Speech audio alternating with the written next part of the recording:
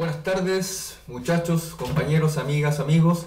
Estamos acá con Felipe Muñoz en el segundo taller de los hijos de Mafalda Pudahuel, en el taller enfocado al libro Los conceptos elementales del materialismo histórico. ¿Ya? Vamos a retomar lo que quedamos la vez pasada. Felipe, no sé si quiere también decirnos algo en este comienzo del segundo taller. Sí, buenas tardes a todos, amigos, amigas. Bueno, hasta el taller anterior estuvimos viendo una pequeña entrevista que se le hizo a la autora de este libro, Marta Harnecker, donde plantea más bien cómo ella se va acercando poco a poco a este tema del estudio del marxismo y cómo llegan en el fondo a crear este libro junto con muchos otros. Y bueno, hasta el taller pasado concluimos esa entrevista y hoy día ya para adelante lo que viene una primera parte introductoria, ya metido más en el tema propiamente tal del materialismo histórico, y para después empezar a avanzar en el tema conceptual.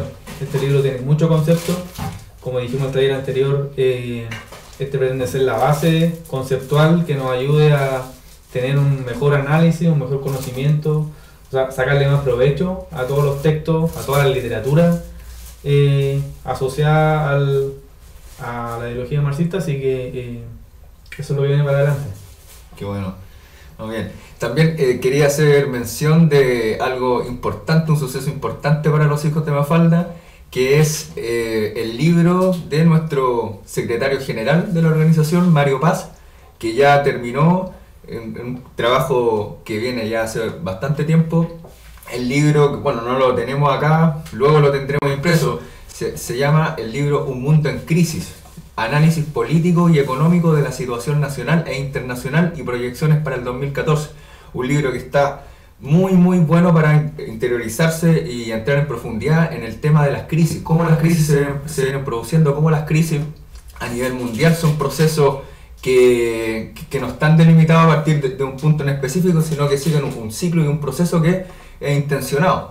Se van a tocar también temas de en qué actual estado está hoy en Chile y en el mundo los sistemas políticos, los grandes sistemas geopolíticos, los sistemas económicos, en qué está el neoliberalismo, cómo está abordando las políticas neoliberales en distintos países desarrollados y subdesarrollados. Así que es una invitación que hacemos los hijos de Mafalda y los amigos de los hijos de Mafalda a darle lectura a este libro, que hoy se lanzó a los medios de comunicación, así que una invitación a leerlo. Sí, un libro muy interesante, tiene mucho concepto, como decías tú, y sí, ayuda un poco a entrar en lo que no solamente la parte histórica de los sistemas políticos en los países a nivel mundial, sino que también situarnos en la coyuntura actual. Claro. Situarnos mucho en eso, en todas las relaciones que hay dentro de las coyunturas actuales de los países y cómo se relacionan esas coyunturas a nivel continental y a nivel global finalmente. Claro. ¿Ya? Cosa que no se hace muy a menudo, o sea, de hecho prácticamente nunca se hace. Sí. No, lamentablemente no se suele abordar el tema de manera profunda y de manera científica también, y con un enfoque histórico también. No, y con un enfoque que considere las relaciones entre estos procesos políticos nacionales e internacionales. Claro. Cosa que no se relaciona muy a menudo, no se hace esa conexión. Exacto. Así que no, muy buen libro, así que... Así que una invitación a todo quien quiera leerlo e incluso también reproducirlo. Bueno, ahí lo van a leer. Los hijos de Mafalda estamos dispuestos a compartir el conocimiento porque asumimos que el conocimiento es un patrimonio de la humanidad. Así que eso, nada más queda entonces dar comienzo a este segundo taller.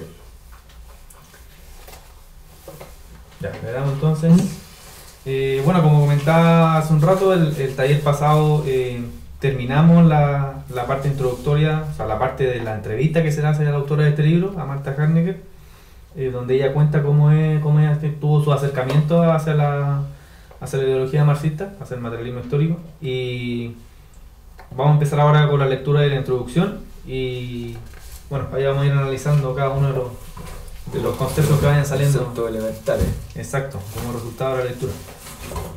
Estamos en la página 13 de este libro, para quien nos quiera seguir en la lectura. Bueno, dice introducción. Tiene una pequeña frase de Marx que dice: Los filósofos no han hecho más que interpretar de diversos modos el mundo, pero de lo que se trata es de transformarlo. Es una frase que Marx menciona en su tesis sobre Feuerbach, ¿ya? En su tesis número 11. ¿Ya? Así que ahí pueden encontrar esa frase que es muy conocida en el, claro, bien conocida en el ámbito del materialismo histórico y con mucho contenido, yo creo. Claro, Una frase corta pero que tiene mucho contenido. Sí, ya la hemos analizado en veces anterior y hace alusión a cómo el conocimiento filosófico, si bien se hace una idea del mundo, se hace cierta explicación del mundo, pero finalmente la historia, la filosofía o las explicaciones filosóficas con respecto a la realidad no son más que eso, explicaciones o representaciones en un nivel ideal, pero en ningún caso pretenden una transformación estructural del sistema o del modelo imperante en cierta sociedad. Bueno, sigamos aquí. Dice, ¿qué significa este paso de la interpretación del mundo a su transformación anunciado por Marx en la tesis 11 sobre Feuerbach? Necesidad de abandonar la teoría para pasar a la acción, es decir, necesidad de abandonar el escritorio y los libros para comprometerse en forma exclusiva en una acción política revolucionaria. Muchos jóvenes latinoamericanos, cansados de la verborrea revolucionaria que jamás llega a producir ningún hecho político que transforme realmente las condiciones de miseria y explotación de las grandes masas de trabajadores de América Latina, caen en la tentación de interpretar esta frase como un paso de la teoría a la acción, como si toda teoría fuera solo interpretación del mundo y como si toda acción implicara una transformación de este. Si así fuera, para ser consecuente, Marx debería haber abandonado los libros, el estudio, para dedicarse en forma exclusiva al trabajo político. Sin embargo, hasta su muerte, el trabajo intelectual ocupa gran parte de sus días, sin que por ello descuide la acción política inmediata. La vida de Marx nos plantea por lo tanto una disyuntiva. O Marx no fue consecuente con su afirmación de la necesidad de pasar de la interpretación a la transformación del mundo, o considera que no puede existir transformación de éste sin un conocimiento previo de la realidad que se quiere transformar, sin un conocimiento previo de cómo ella está organizada, cuáles son sus leyes de funcionamiento y desarrollo, qué fuerzas sociales existen para realizar los cambios, es decir, sin un conocimiento científico de ella. No cabe duda que esta última es la posición de Marx. La tesis 11 sobre Feuerbach no anuncia la muerte de toda teoría, sino una ruptura con las teorías acerca del hombre, la sociedad y su historia, que hasta ese momento eran teorías filosóficas que se limitaban a contemplar e interpretar el mundo, siendo incapaces de transformarlo porque no conocían el mecanismo de funcionamiento de las sociedades. Lo que hasta ese momento existía en relación con la sociedad y su historia eran o bien teorías filosóficas acerca de la historia, o filosofías de la historia, o bien narraciones históricas y análisis sociológico que se limitaban a describir los hechos que ocurrieron en las distintas sociedades. Lo que no existía era un conocimiento científico de las sociedades y de su historia. La tesis 11 sobre Feuerbach indica, por lo tanto, una ruptura con todas las teorías filosóficas acerca del hombre y de la historia, que no hacen sino interpretar el mundo, y anuncia la llegada de una teoría científica nueva, la teoría científica de la historia o materialismo histórico, que funda un campo científico nuevo, la ciencia de la historia, de la misma manera que la teoría científica de Galileo funda un nuevo campo científico, la ciencia física. ¿Algo que comentar? Bueno, hay ciertos elementos que se pueden comentar, pero principalmente es este nuevo nacimiento de una teoría científica de carácter histórica que pretende darse una explicación del mundo en términos materiales, en términos concretos, para transformarlo. O sea, la idea de Marx, y al irse sistematizando el conocimiento científico de carácter socialista, es justamente eso, conocer los distintos elementos y la estructura productiva, la estructura, no solo la estructura productiva, sino que las distintas estructuras que conforman una sociedad, estructura política, económica, cultural, para, a partir de ese conocimiento, poder transformar esa gama de estructuras y poder dar nacimiento a un nuevo mundo con base de justicia social. Principalmente eso, a grandes rasgos. Claro, sí, ahí para complementar, yo creo que en el fondo se hace poco ese análisis de la realidad social de un país, de la realidad política, económica, en todo su ámbito, y de esa forma entonces no se hace muy difícil el pensar en una transformación efectiva. Porque finalmente si tú no conoces lo que está en tu entorno, si no conoces tu alrededor, ¿cómo entonces puedes plantear la transformación de ese entorno si no lo conoces? Claro. ¿De qué manera en el fondo si uno quisiera de cierta manera medir la efectividad de esa transformación, de qué manera uno puede medir esa transformación si no conoce cuál es su punto de referencia, cuál es el entorno que quiero cambiar? Exacto. Entonces eso es súper importante, el tema del estudio de las relaciones, de todas las relaciones en los distintos ámbitos dentro de la realidad de un país para poder, bueno, y de la sociedad en general, para poder plantear a partir de ese piso, de esa base, plantear una transformación en un camino u otro. O sea, ahí ya claro.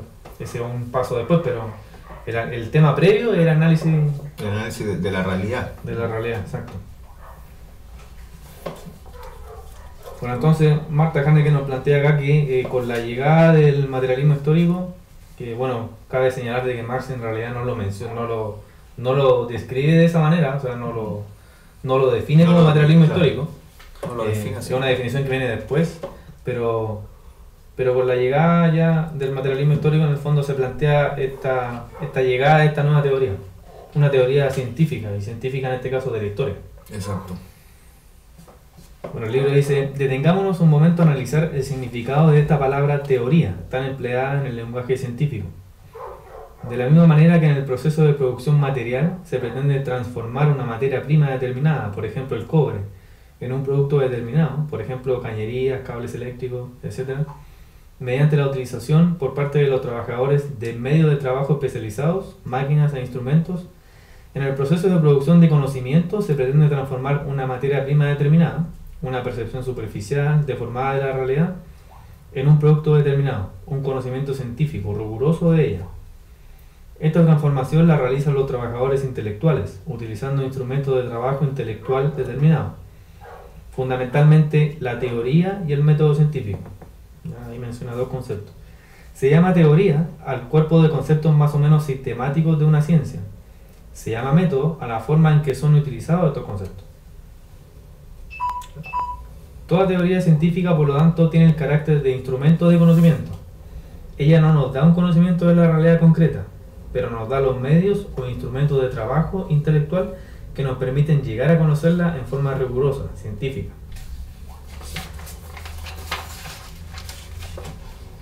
Cuando se habla entonces de teoría marxista de la historia, se está hablando de un cuerpo de conceptos abstractos que sirve a los trabajadores intelectuales como instrumento para analizar en forma científica las diferentes sociedades, sus leyes de funcionamiento y desarrollo.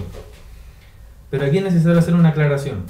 En la teoría marxista de la historia es necesario distinguir entre los conceptos más generales, que conforman lo que Marx denominó el hilo conductor de sus investigaciones, y los conceptos específicos, que conforman la teoría de cada modo de producción.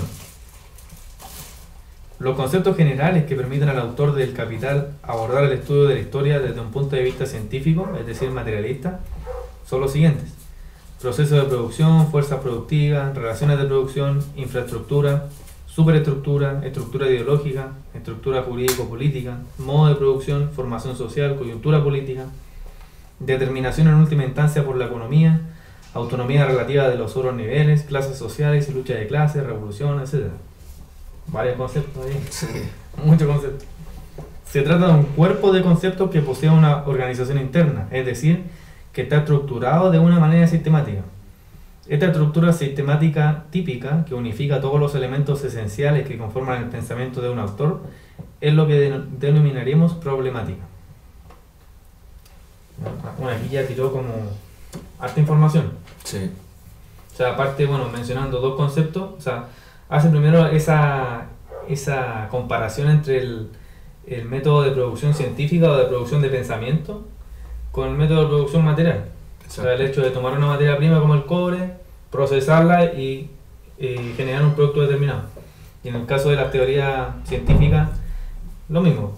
Tomamos una materia prima, una percepción, una cierta idea o un conjunto de ideas sobre una realidad concreta y a través de dos conceptos que menciono acá, teoría y método, donde teoría es un conjunto de conceptos asociados a esa realidad específica y el método, la forma de utilizar esos conceptos, de aplicar esos conceptos o esos instrumentos de análisis de conocimiento, es posible pasar de esa primera idea de una realidad, transformarla en un producto determinado, transformarla en un análisis más riguroso. O sea, en el fondo ir al detalle respecto a esa realidad concreta que se está analizando. Exacto. Sí. Eso es súper importante. Y lo otro que quiero destacar es el tema de la problemática. De hecho, a mí cuando leí este texto me llamó la atención justamente esa palabra, de que todo este cuerpo de conceptos que conforman la teoría y que en el fondo se constituyen como los instrumentos de trabajo científico para poder después aplicarlo a través del método, que le llaman problemática, ¿no? De hecho, a mí como que me llama la atención porque quizás tiene una connotación. Sí, no, como que no le encuentro, en realidad como que no le encuentro mucho sentido al concepto en realidad. Como asociarlo. Porque para mí problemática, y yo creo que para la gente en general problemática le suena como algo diferente. Alguna complicación, algún conflicto, algún inconveniente. No le suena como un cuerpo de conceptos que conforman una teoría. Claro, y aquí creo que no le está llamando problemática solamente al cúmulo conceptual del autor, en este caso de Marx, sino que está llamando problemática a cualquier conjunto de conceptos de un autor X, que no solamente es Marx. Entonces llama la atención. Porque claro, uno podría decir a Marx un problematizador, porque él vino a problematizar la estructura existente, y con este cuerpo de conceptos claramente viene a causar un problema. El pensamiento clásico liberal, para posteriormente someterlo a un conflicto y así a partir de ese conflicto establecer una síntesis previa a un juego dialéctico entre la estructura existente y la estructura que se plantea para una síntesis, que sería en el caso posterior el socialismo. Entonces, claro, desde ese punto de vista pues es bastante problemático Marx. Bueno, dicen, los primeros fundamentos de este cuerpo de conceptos, aunque todavía muy frágiles, se encuentran en la ideología alemana, que es un texto que escribió Marx y Engels. Claro, la ideología alemana. Sí, un texto de 1845, 3 años antes del desarrollo del Manifiesto Comunista. Fue como su texto estrella. Claro. Entonces dicen, por ello se puede considerar que esta obra marca una verdadera revolución teórica en el pensamiento de sus autores. Marx y Engels, al abandonar la problemática antropológica de sus obras anteriores y crear una nueva problemática, es decir, un nuevo cuerpo de conceptos que conformen de manera sistemática una teoría, inauguran una ciencia nueva allí, donde antes reinaba la filosofía de la historia. Allí donde no existían sino filosofías de la historia y narraciones de hechos históricos empíricos. ¿Cuál es la envergadura de este descubrimiento científico? Para explicarlo, utilicemos una imagen empleada por Luis Althusser. Si consideramos los grandes descubrimientos científicos de la historia humana, podríamos imaginarnos las diferentes ciencias como formaciones regionales de grandes continentes teóricos, continentes entre comillas. Podríamos afirmar que antes de Marx, solo habían sido descubiertos dos grandes continentes: el continente matemáticas, por los griegos, Tales, o lo que el mito de este nombre así designa, y el continente física, por Galileo y sus sucesores. Una ciencia como la química, fundada por Lavoisier, es una ciencia regional del continente física. Una ciencia como la biología, al integrarse a la química molecular, entra también en este mismo continente. La lógica, en su forma moderna, entra en el continente matemáticas. Por el contrario, es muy posible que Freud haya descubierto un nuevo continente científico. De hecho, aquí poniendo una nota al pie de página, hace referencia a un libro de Lenin, Lenin y la filosofía, una conferencia realizada por Lenin en Sorbona, en 1968. Si esta metáfora es útil, podría afirmarse que Marx abrió el conocimiento científico un nuevo continente, el continente de la historia.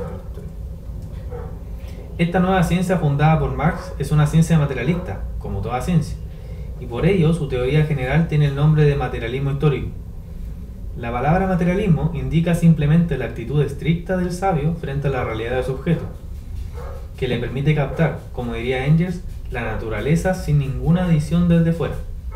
Es decir, captar un objeto de manera aislada del sistema, aislada del entorno, sin mayores... se me fue la palabra. Sin mayor participación de la subjetividad ¿te refieres a eso? Sin intervención externa, o sea, sin objetos externos que alteren la naturaleza de ese objeto que se esté estudiando. Ya. Eso se refiere Engels con la actitud de frente a la realidad del objeto, y él dice la naturaleza sin ninguna adición desde fuera. Pero la expresión materialismo histórico es sin embargo algo extraña, ya que las otras ciencias no emplean la palabra materialismo para definirse como tales. No se habla, por ejemplo, de materialismo químico o de materialismo físico. Claro. Exacto. El término materialismo, utilizado por Marx para designar la nueva ciencia de la historia, tiene por objeto establecer una línea de demarcación entre las concepciones idealistas anteriores y la nueva concepción materialista, es decir, científica de la historia. Claro, ahí toma más sentido el por qué se le llama materialismo histórico. No tanto porque sea una ciencia, sino por hacer esa distinción entre el mundo idealista, el mundo filosófico idealista, y el mundo ya más asociado a lo material, a la realidad concreta. Claro. Y el análisis de esa realidad concreta. Exacto.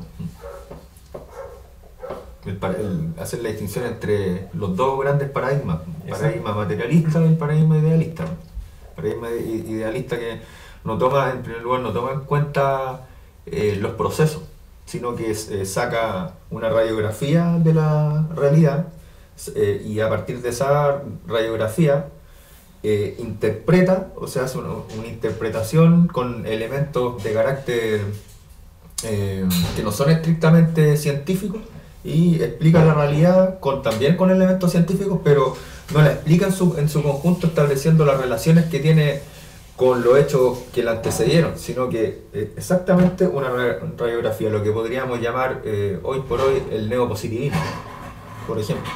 Claro, o sea, es como que le tomaron una foto de la realidad y analizan esa foto. Claro, sin ver los cuadros anteriores y los cuadros posteriores. Eso es. O sea, no ven el video, ven ni una imagen determinada. Claro. Bueno, dice, hasta aquí hemos hablado del materialismo histórico y de la gran revolución teórica que su aparición provocó. Ahora debemos preguntarnos, ¿la teoría marxista se reduce al materialismo histórico, es decir, a una teoría científica? No. La teoría marxista está compuesta de una teoría científica, el materialismo histórico, y de una filosofía, el materialismo dialéctico, que no es objeto de este libro. Así que para los que querían materialismo histórico, o sea, dialéctico, palabras de ellos. Lo podríamos conversar.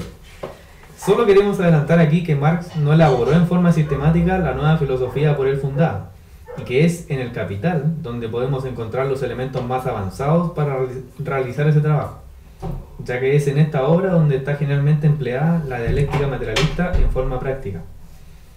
Igual cosa casi siempre ocurre con los conceptos generales del materialismo histórico. Ni Marx ni Engels definen en forma metódica, en lugar alguno de su extensa obra, lo que entienden por fuerzas productivas, relaciones de producción, modo de producción. Sin embargo, constantemente emplean estos conceptos generales para analizar el modo de producción capitalista y situaciones históricas concretas en las que domina este modo de producción. A través del Capital, el proletariado internacional pudo conocer las razones de su miseria y los medios para acabar con ella de manera revolucionaria. Los prodigiosos descubrimientos de Marx y Engels permitieron a las masas obreras dar una orientación correcta a sus luchas. El régimen capitalista había sido puesto al desnudo. Se analizaban las condiciones de su nacimiento, de su desarrollo y de su destrucción. Se señalaban así cuáles eran las condiciones objetivas de la revolución. La época de las utopías había terminado. Claro, bueno, la época del socialismo utópico, las interpretaciones románticas de la sociedad, la interpretación humanista romántica que establece la lógica del pacifismo o de este nuevo ser humano que a través de la ciencia iba a alcanzar el progreso, que es la visión más comtiana, una visión más francesa. todo eso se vino a poner en duda, o sea, no sé si en duda porque existió y existe, pero se vino a conflictuar con esta nueva teoría marxista. Sí, de todas maneras. Ahora, a mí igual me llama la atención de que yo creo que normalmente en los textos asociados al materialismo histórico y específicamente asociados a Marx, se levanta mucho la imagen de ambos, o sea, su capacidad de análisis de la historia y todo el asunto. Yo creo que en el Capital definitivamente ahí sí echa a andar todo su bagaje de conocimientos para poder analizar la realidad de una manera así súper precisa. Claro. Pero yo creo que sí cabe destacar el hecho de que, por ejemplo, cuando Marx y Engels desarrollan el Manifiesto Comunista, que es uno de sus libros como así como súper... como el libro más panfletero, porque es Claro. un panfleto. Claro, ellos en realidad no fueron así como que casi que cayeron del Olimpo a enseñarle a la gente lo que era el análisis de la realidad, o sea, ellos se le lleva y se le entrega la misión de generar este manifiesto en la Liga de los Justos, pero la Liga de los Justos empezó a existir mucho antes de que Marx y Engels se metieran, o sea, ellos eran súper jóvenes, Marx tenía 30 años cuando hace el Manifiesto Comunista, el año 48, y ellos empiezan a trabajar con la Liga de los Justos el año 46, 2 años antes, pero no eran así personajes demasiado conocidos a nivel intelectual. Para nada. Para nada, o sea, ellos llegaron a la Liga de los Justos a validarse como buenos intelectuales. Sí. ¿Cachai? Y de a poco se fueron ganando su espacio dentro de la Liga de los Justos hasta que ellos deciden encomendarle a Marx, a fines del año 47, encomendarle a Marx que haga el Manifiesto Comunista. Sí, pues los mismos cristianos. Sí, Los mismos cristianos validando esta lógica. claro, pero no es que ellos hayan llegado así como súper intelectuales a enseñarle a la gente de la Liga de los Justos lo que tenían que hacer, sino que en realidad, como decía... Venían a hacer un aporte. Venían a hacer un aporte, claro. A un aporte, y bueno, venían a conflictuar también con alguna idea dentro de la Liga de los Justos, porque habían socialistas utópicos, por ejemplo, ahí Sí, dentro. probablemente algunos anarquistas. Claro, pero se dio una lucha intelectual. Ellos se validaron a nivel intelectual y ahí después empiezan a producir, a pesar de que tenían producciones anteriores, pero ahí ya empiezan a producir ya quizá a pie más firme dentro de la Liga de los Justos y dentro del mundo comunista. Exacto. No. Eso quería acotar porque, como decía, yo creo que se enorgullece mucho y se levanta mucho la imagen de Marx y Engels como si toda la vida hubieran sido grandes intelectuales, pero Claro, en realidad... no es así, al principio a Marx no lo pescaba nadie. No. De hecho, el mismo Engels, los otros autores, le comentaban sus textos y hacían pequeñas publicaciones en algunas ciudades de sus textos para que justamente la teoría de Marx empezara a ser tomada en cuenta y empezar a ver que la teoría de Marx existía y que era una teoría que venía a hacer un tal cuestionamiento, pero como no la tomaba en cuenta al principio nadie, no eran muy conocidos, surgieron estas pequeñas, por así decirlo, trampas de que Engels comentaba la teoría como para, aquí, ojo, que aquí viene algo importante, viene algo, una teoría nueva, qué sé yo, pónganle atención, léanla. Así que bien por ese lado. O sea, pensándolo a nivel materialista quizás, en el fondo, hacer hincapié en el tema del proceso de crecimiento a nivel intelectual de Marx y Engels. Claro. Que a pesar de que hicieron publicaciones desde bastante antes, por ejemplo la Sagrada Familia del año 44, el mismo origen que lo que estamos leyendo en el libro de ayer de Luis Mafalda, Sí. el origen de la familia, la propiedad privada y el Estado, que es el año 46 me parece que se hizo ese texto. El año 47 yo me acuerdo que también Engels hace un escrito a fines del año 47, cuando está muy fuerte el tema de la primavera de los pueblos, ese proceso revolucionario que hubo en Europa, que posterior a la Revolución Industrial y a la Revolución Francesa. Claro. No, antes de la Revolución Francesa. Sí. Ah, no, sí, posterior a la Revolución Francesa. Digo, estoy bien. Y el origen de la familia es posterior. ¿Sí? ¿Es Sí, es posterior? posterior, es de 1884. Tiene razón. Sí. Sí. De Engels de 1884. Tienes razón, es posterior. Sí. Bueno, sigamos, dice... Este cuerpo de conceptos que no fue desarrollado en forma sistemática por sus creadores ha sido elaborado en forma desigual por sus sucesores. Estamos hablando del materialismo histórico. Los conceptos pertenecientes a la infraestructura, por ejemplo, han sido mejor elaborados que los pertenecientes a la superestructura. Esto no se debe al azar, sino al hecho de que estos son los conceptos más utilizados frecuentemente por Marx en el análisis de la estructura económica del modo de producción capitalista. Estudiando la forma en que Marx los emplea en el Capital, se ha podido llegar a una elaboración más sistemática de ellos, aunque todavía insuficiente en muchos aspectos. La mayor parte de los otros conceptos permanece, por el contrario, en estado de conceptos prácticos. Más que procurar un conocimiento, indican las líneas generales que deben guiar la investigación. Aquí incluso podríamos hacer un paralelo con cómo avanza la ciencia, lo que hoy día llaman la ciencia dura, el mundo de la física, matemática, en este tema de los conceptos prácticos. O sea, hay muchas cosas que hoy día la ciencia avanza que están a nivel solamente de descripción de una realidad concreta, pero sin un análisis riguroso de eso todavía, sin la creación de una teoría, de un marco teórico detrás de esa descripción de un fenómeno particular a nivel científico. Y eso yo creo que es súper importante. O sea, en el fondo aquí ya está planteando la autora, yo creo, que el hecho de que la teoría marxista no está totalmente desarrollada. Así como hoy día plantean algunos de que casi que está muerta esta teoría y que en realidad hay que dejarla de lado porque ya no da para más. Yo creo que no, definitivamente hay mucho que abordar, mucho todavía que crear, mucho conocimiento que crear. Claro, sí, ¿no? Y es totalmente aplicable a la realidad actual. De todas maneras, y es parte de lo que vamos a ver ahí con los conceptos claro, que vienen más adelante. Dice, ahora bien, el estado poco desarrollado de muchos aspectos de la teoría marxista no debe descorazonarnos, sino que por el contrario, debe impulsarnos a un estudio profundo y crítico de todo lo que ya existe y a una elaboración de los conceptos generales que son urgentes para el análisis de nuestras sociedades. Además, no debemos olvidar que los revolucionarios rusos, chinos, vietnamitas, cubanos, nicaragüenses, etc., chilenos podrían hacer ahí también, no esperaron que la teoría marxista estuviera completamente desarrollada para comprometerse en la lucha revolucionaria. Y por último, ha sido lo aprendido en la lucha misma lo que ha ayudado a desarrollar la teoría. Claro.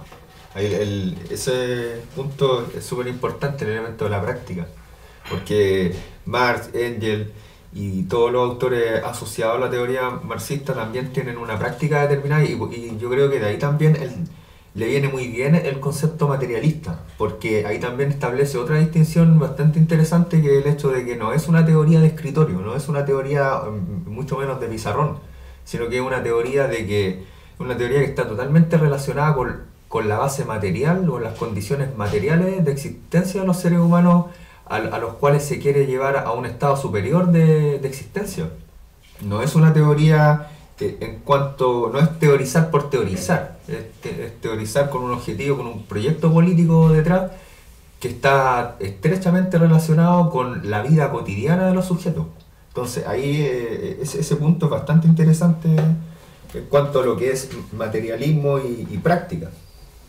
Sí, yo creo que también es importante en el sentido que el desarrollo de conocimiento, el desarrollo de teoría no se acaba solamente una vez encontrado un cierto cuerpo de conceptos y llegado o sentir que llegaste al final de ese desarrollo, de esa creación de esa teoría, de esa teoría de escritorio. Claro. O sea, en el fondo, si tú no pones en práctica esos conceptos, si no te pones a analizar, a observar la realidad, a describirla y después a analizarla, no le vas a poder seguir sacando provecho a las teorías.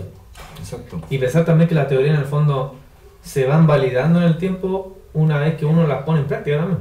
Claro. O sea, contrastándolas con la realidad uno puede decir, sí, mira, en verdad mi cuerpo de conceptos está bien relacionado con lo que es la realidad. Exacto. O no lo está y en realidad debería pensar en una teoría. Sí. Y lo otro también que por ser una teoría puede tener alguna dificultad al momento de contrastarse con la realidad.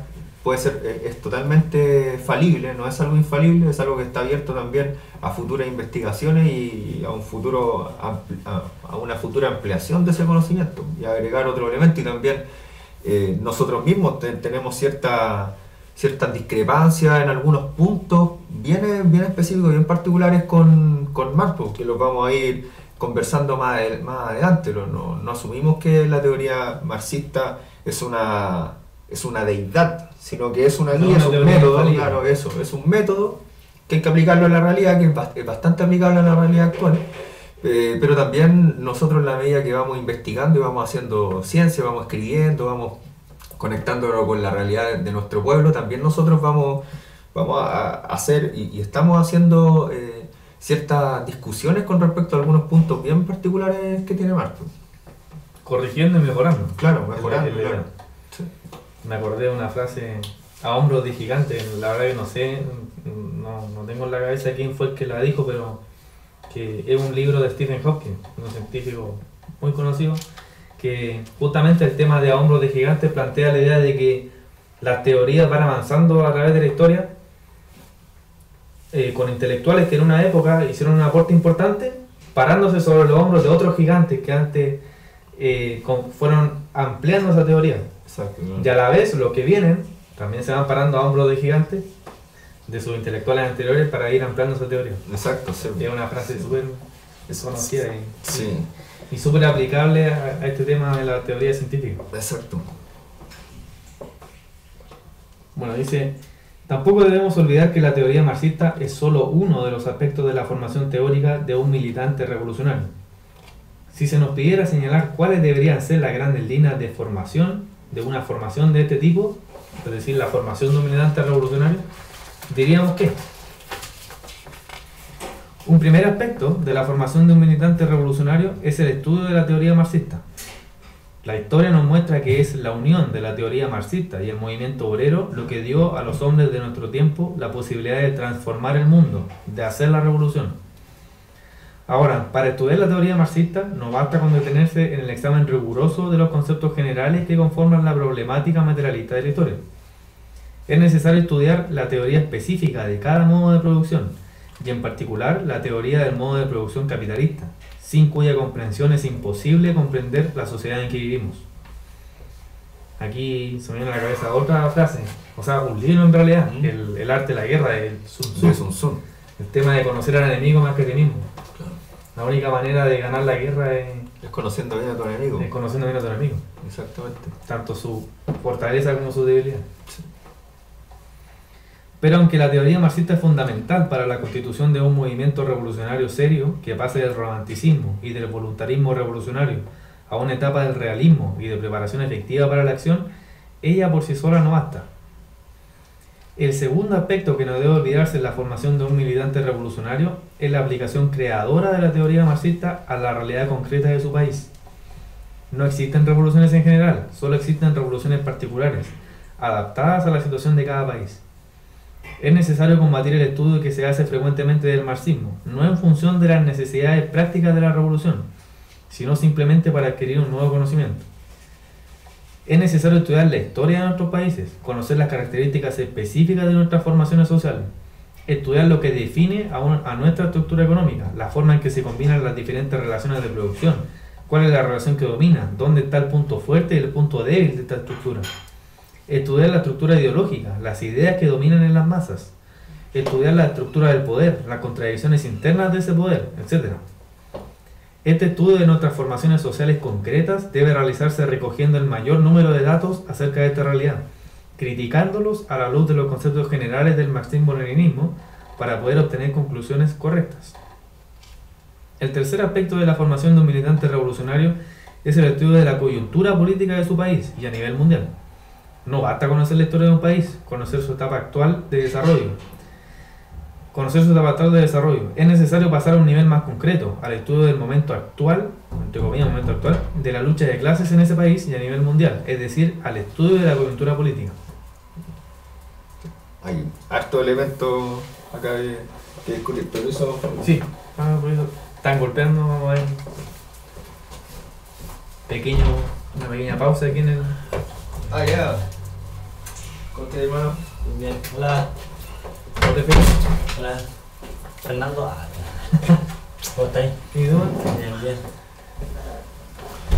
Ya. Hola. Sigamos. Bueno, dice, el tercer aspecto de la formación de un militante revolucionario es el estudio de la coyuntura política de su país y a nivel mundial. No basta conocer la historia de un país, conocer su etapa actual de desarrollo.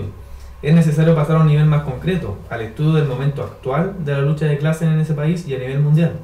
Es decir, al estudio de la coyuntura política. Es fundamental determinar cuáles son los amigos y los enemigos de la revolución en cada etapa de su desarrollo. Determinar el poder económico, político, militar y cultural de cada uno de los grupos que se enfrentan, etc. Para evitar el teoricismo ineficaz y el practicismo sin sentido, es necesario que todo militante revolucionario llegue a formarse de una manera más o menos profunda en los tres aspectos que hemos señalado. Interesante. Por ahí, sí. o sea, tres pilares súper concretos. Sí, súper Teoría fundamentales. marxista, estudio de la historia del país o del pasado, podríamos llamar así a nivel simple, del pasado de un país, de tu país, y el presente de tu país, la coyuntura, y coyuntura no solamente de tu país, sino que a nivel internacional. Ese es el elemento que quería También, mencionar. sí, y ahí también podemos hacer el nexo con el libro que promocionamos al principio del taller. Claro. El tema de cómo analizar la coyuntura no solo nacional, sino que internacional. Exacto. Y las relaciones que hay. Si en el fondo aquí, como lo planteamos también en el primer taller, el entorno, la sociedad, permea o sea, permea a los seres humanos, a la misma vez que los seres humanos también permean a la sociedad, van impulsando transformaciones en la sociedad. O sea, es una cuestión dialéctica, ¿no? o sea, es una cuestión donde hay una constante retroalimentación. Y por eso no tenemos que perder el foco en el entorno, qué es lo que está pasando a nuestro alrededor. No solo en nuestro país, sino que también en otros países, Exacto. conociendo las relaciones entre ellos. Por supuesto, sí. Ahora, Chile no es un país, no es un planeta aparte, no es una isla. Depende de las políticas y los movimientos geopolíticos de las grandes potencias, de sus socios comerciales, principalmente Estados Unidos, Japón, China, quienes demandan casi todo lo que Chile extrae en cuanto al cobre, las políticas de la Fed, de Estados Unidos, el Banco Central Europeo. O sea, Chile depende de un conjunto de países y los precios que maneja Chile, los precios que nosotros manejamos al momento de ir a comprar cualquier producto de la vida cotidiana a la feria o un mall, dependen también del estado de otros países. Entonces, por eso es importante conocer las políticas económicas, la estructura de las demás potencias, porque están en una íntima relación con Chile. Y por supuesto conocer lo que pasa en nuestro país, por la coyuntura política, que es el segundo punto que retoma Marta. Sí, pues de hecho vale decir que el capitalismo, entre otras cosas, lo que vino justamente a hacer fue a generar esta globalización en cuanto a las interacciones de los seres humanos y de las sociedades. O sea, el capitalismo vino a bajar las barreras de estos países aislados, de esas sociedades aisladas, y empezó a relacionarla, donde ahí se fue deformando un poco el asunto, porque eso fue generando que algunos países crecieran a costa de otros, y así como hoy en día vemos países, en Europa sobre todo, países desarrollados, que de repente mucha gente no hace hincapié en esto, pero países desarrollados que se han desarrollado a partir de someter a otros países, en América, en Sudamérica particularmente, bueno, en Centroamérica también, en África, en Asia también, países que lo han destinado y lo han lanzado a ser no más que países monoexportadores de materias primas, Claro, el mismo caso de Chile. recolectores, cazadores, casi a nivel prehistórico. O sea, somos meros, en Chile por ejemplo, somos meros recolectores de cobre que tiramos al extranjero, en el extranjero se procesa y nos venden de vuelta el producto terminado. Entonces ahí es donde uno tiene que hacer un análisis más profundo, conectar un poco más los elementos y decir, bueno, aquí no hay sociedad aislada, no hay para nada movimientos de países aislados de los movimientos de otros países, ni desarrollo de unos países aislados del desarrollo de otros. Exacto, porque el mismo desarrollo de muchas potencias se debe a la miseria de otros países. La teoría de Marx, que después fue tomada por Trotsky, la teoría del desarrollo desigual y combinado, que establece de que a partir del desarrollo, o sea que de partida las sociedades y los países que conforman la sociedad, las potencias que conforman una determinada sociedad, logran un estado de desarrollo a partir también de la extracción, del sometimiento o del simplemente del arrase de otras potencias. Y que el desarrollo de una potencia generalmente va a estar en íntima ligación con países que están fuera de la orbe o que no están precisamente en la orbe económica del primer mundo, por así llamarlo. Entonces es importante en ese sentido.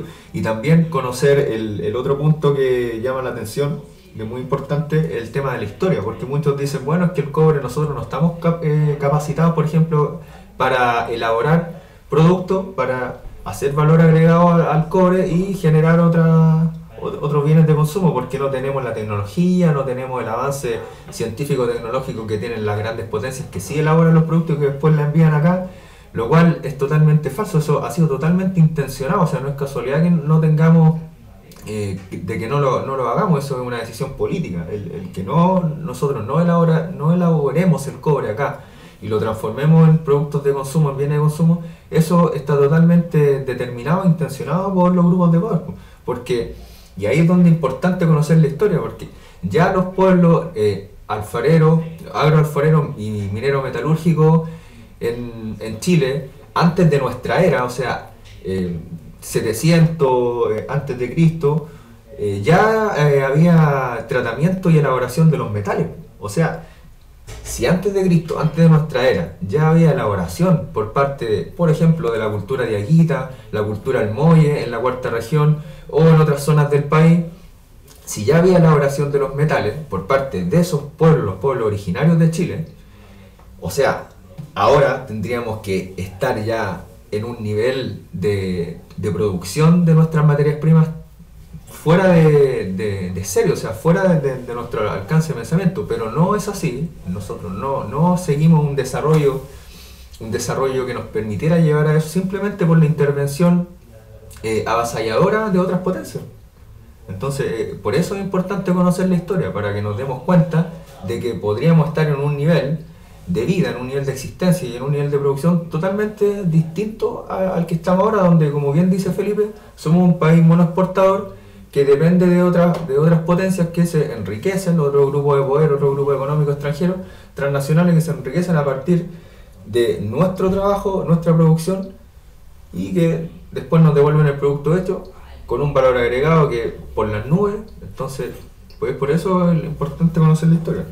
De hecho, solo para aportar un par de datos más en el tema específico del cobre, o sea, aquí hubo, como decías tú bien hace un rato, una decisión intencionada para llegar a la situación en la que estamos hoy día, de solamente exportadores en el caso del cobre, de dos cosas: concentrado de cobre y cátodos de cobre, que no es un material muy procesado en realidad.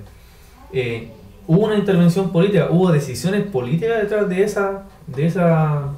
este ámbito y que llevan a la realidad hoy día. O sea, después de lo que es la nacionalización del cobre en el año 71 en el gobierno de Allende, y antes de eso la chilenización del cobre en el gobierno de Frei Montalva, después de eso llega el golpe militar, llega la tiranía de Pinochet y posterior a eso, y cosa que probablemente hay gente que quizá no lo tiene en consideración, posterior a eso, cuando volvemos a la supuesta democracia a la que llegamos en el año 90, fue una decisión política de los ministros de esa época, y de dos ministros en particular, del ministro de Economía, de Carlos Minami, y del ministro de Hacienda, Alejandro Fógeles, que presionaron, después del lobby de las transnacionales mineras,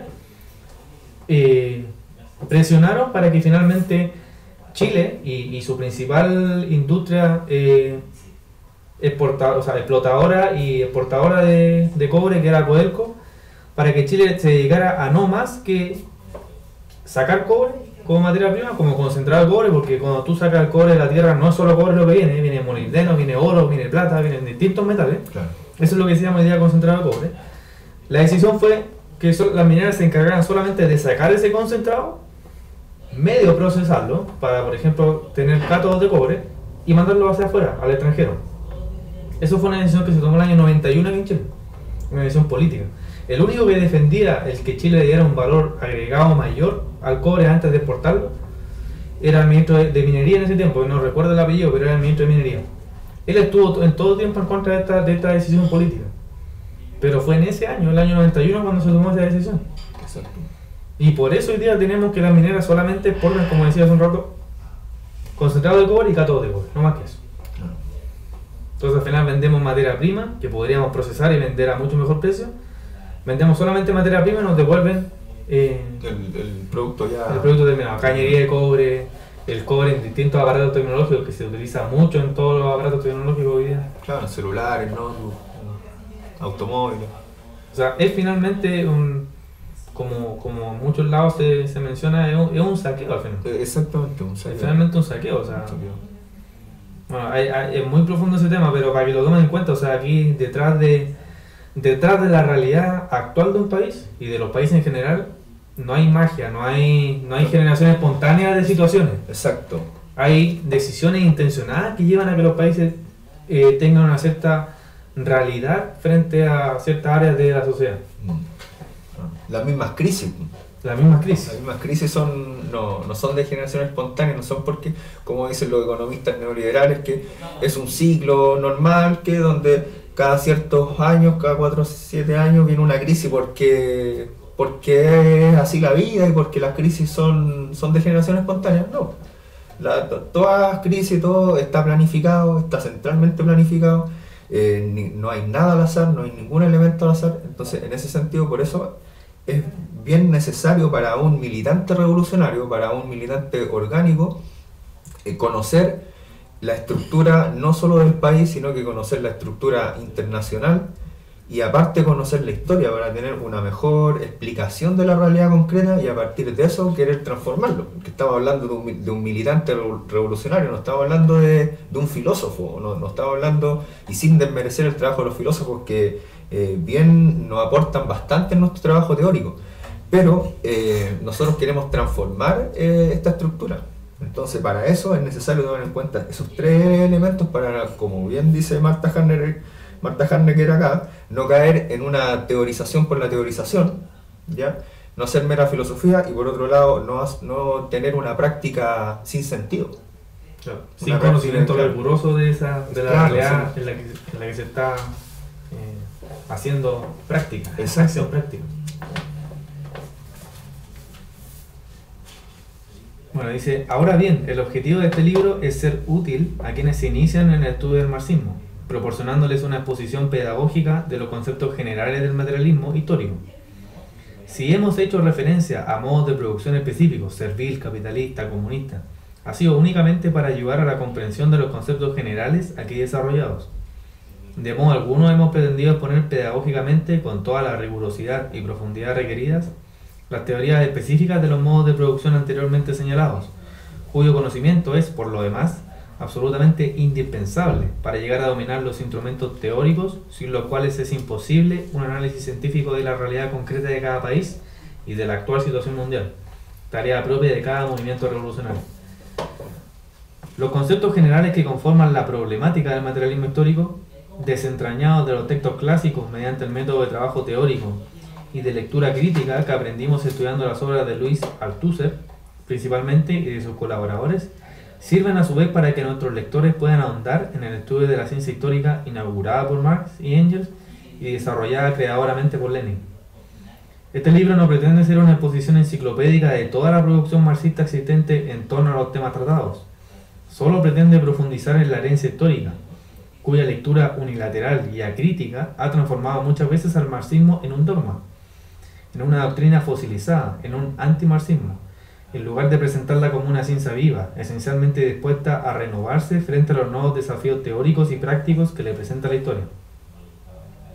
Para cumplir nuestro objetivo, hemos empezado por el concepto de producción, ya que es el concepto base de la teoría marxista.